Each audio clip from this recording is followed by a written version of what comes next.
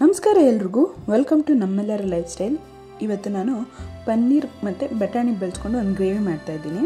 ಈಗ ನಾನು ಪನ್ನೀರನ್ನ ಕ್ಯೂಬ್ಸಾಗಿ ಕಟ್ ಮಾಡಿ ಇಟ್ಕೊಂಡಿದ್ದೀನಿ. ಈಗ ಬಾಣಲಿಕ್ಕಾದ್ಮೇಲೆ 1 ಸ್ಪೂನ್ ಎಣ್ಣೆ, ಹಾಗೆ ನಾನು 1 ಸ್ಪೂನ್ ಬೆಣ್ಣೆನೂ ಕೂಡ ಸೇರಿಸ್ಕೊತಾ ಇದ್ದೀನಿ. ಬೆಣ್ಣೆ ಸೇರಿಸೋದ್ರಿಂದ ರುಚಿ ತುಂಬಾ ಚೆನ್ನಾಗಿರುತ್ತೆ. ಈಗ ಇದಕ್ಕೆ ನಾನು ಕಟ್ ಮಾಡಿ ಇಟ್ಕೊಂಡಂಥ ಪನ್ನೀರನ್ನ ಸೇರಿಸ್ಕೊಂಡು ಲೈಟಾಗಿ ಫ್ರೈ ಮಾಡಿ ಎತ್ತಿಟ್ಕೊತಾ ಇದ್ದೀನಿ. ಅದೇ ಬಾಣಲಿಗೆ ಅರ್ಧ ಇಂಚಷ್ಟು ಚಕ್ಕೆ, 2 ಲವಂಗ, 1 ಏಲಕ್ಕಿ, 1 ಪಲಾವ್ ಎಲೆ, 1 ಸ್ಪೂನು ಕಸೂರಿ ಮೇಥಿ ಸೇರಿಸ್ಕೊಂಡು ಲೈಟಾಗಿ ಫ್ರೈ ಮಾಡ್ಕೊಳ್ಳೋಣ. ಅದಕ್ಕೆ 1 ಮೀಡಿಯಮ್ ಸೈಜ್ ಈರುಳ್ಳಿನ ಕಟ್ ಮಾಡಿ ಸೇರಿಸ್ಕೊತಾ ಇದ್ದೀನಿ. ಅದನ್ನು ಕೂಡ ಒಂದು ಸ್ವಲ್ಪ ಫ್ರೈ ಮಾಡ್ಕೊಳ್ಳೋಣ. 1 ಕಪ್ನಷ್ಟು ಹಸಿ ಬಟಾಣಿನ ಸೇರಿಸಿ ಚೆನ್ನಾಗಿ ಮಿಕ್ಸ್ ಮಾಡ್ಕೊಂಡಿದ್ದೀನಿ. ಹಾಗೆ 1 ಸ್ಪೂನು ಶುಂಠಿ ಬೆಳ್ಳುಳ್ಳಿ ಪೇಸ್ಟು ಕೂಡ ಸೇರಿಸಿ ಮಿಕ್ಸ್ ಮಾಡ್ಕೊಂಡಿದ್ದೀನಿ.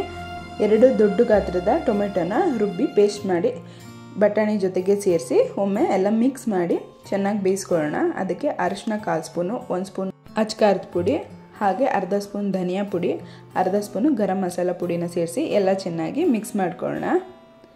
ಹಾಗೆ ರುಚಿಗೆ ತಕ್ಕಷ್ಟು ಉಪ್ಪು ಕೂಡ ಸೇರಿಸ್ಕೊಂಡು ಸ್ವಲ್ಪ ನೀರು ಸೇರಿಸಿ ಚೆನ್ನಾಗಿ ಕುದಿಲಿಕ್ಕೆ ಬಿಟ್ಬಿಡೋಣ. ಹಾಗೆ ನಾನು 1 ಸ್ಪೂನ್ ಬೆಣ್ಣೆನೂ ಕೂಡ ಮತ್ತೆ ಸೇರಿಸಿ ಲಿಡ್ನ ಮುಚ್ಚಿ ಬೇಯಿಸ್ಕೊತಾ ಇದ್ದೀನಿ. ಈಗ ಬೆಂದಿರೋದಕ್ಕೆ ನೀವು ಆಲ್ರೆಡಿ ಫ್ರೈ ಮಾಡಿ ಇಟ್ಕೊಂಡಿರೋಂಥ ಪನ್ನೀರನ್ನ ಸೇರಿಸ್ಕೊಳ್ಳೋಣ.